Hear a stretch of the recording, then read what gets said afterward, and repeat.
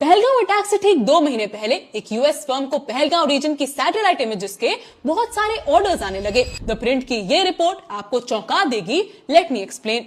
तो यूएस की एक स्पेस टेक कंपनी है जो हाई रेजोल्यूशन सैटेलाइट इमेजेस बेचती है, जिसका नाम है मैक्सार। एक इमेज मिनिमम 3 लाख की मिलती है, फिर better the quality more the price, और पिक्चर की इतनी क्लैरिटी तक होती है that you can conduct facial profiles of people walking on the streets. अगर आपको किसी जगह के लोकल्स को जानना है, keep that in mind.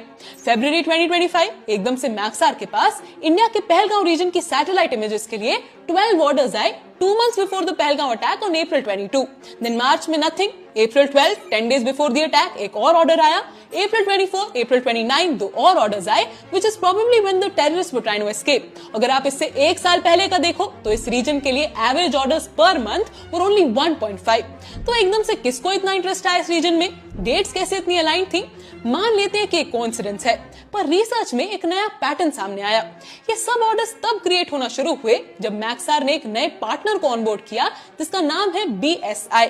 Obviously इससे ये प्रूव नहीं होता कि BSI ने ऑर्डर्स प्लेस किए, लेकिन अगर आप BSI का ट्रैक रिकॉर्ड देखो तो कुछ सवाल जरूर खड़े होते हैं। BSI एक पाकिस्तानी कंपनी है विद इट्स हेडक्वार्टर्स इन कराची। इसके फाउंडर सैयद को यूएस फेडरल कोर्ट ने गिल्टी मानते हुए 1 साल जेल भेजा था, क्योंकि वो यूएस से हाई परफॉर्मेंस सॉफ्टवेयर एजुकेशन के नाम पर पाकिस्तान एटॉमिक एनर्जी कमीशन को भेजते थे। वो एजेंसी जो एक्सप्लोजिव और न्यूक्लियर पार्ट्स को टेस्ट करती है और मिसाइल्स डेवलप करती है। तो क्या इतने बड़े फर्म ने एक नए पार्टनर को ऑनबोर्ड करते हुए बैकग्राउंड चेक तक नहीं किया? और जब प्रिंट ने इस चीज को रिवील किया तो मैक्सार ने कुछ ही घंटों में BSI को अपनी वेबसाइट से ही हटा दिया, जिसके बिफोर एंड आफ्टर स्क्रीनशॉट्स भी हैं। अगर इस चीज पर फुल फ्लेजेड इन्वेस्टिगेशन की जाए तो बहुत बड़े खुलासे हो सकते हैं, जिसकी मांग हमें ही करनी होगी। And kudos to the print, क्योंकि इसे कहते हैं रियल जर्नलिज्म।